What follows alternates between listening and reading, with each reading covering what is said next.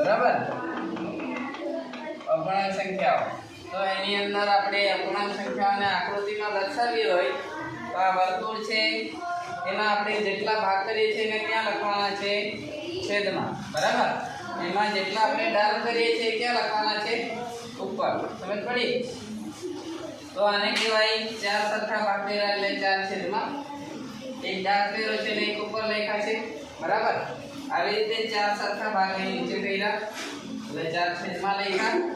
અંશમાં કેટલા લખવાના 2 જેટલા આપણે ડાર્ક કરીએ છીએ એટલા આવી રીતે આપણે વર્તુળના વધારે ભાગ કરીએ તો અહીંયા પણ ભાગ કેવા કરવાના સરખા ભાગ કરવાના કેવા કરવાના સરખા સરખા ભાગ કેટલા થયા 1 2 3 4 5 6 7 અને 8 સરખા ભાગ કર્યા એટલે છેદમાં જેટલા ભાગ ટોટલ છે તે નીચે અને જેટલા ડાર્ક કર્યા છે તે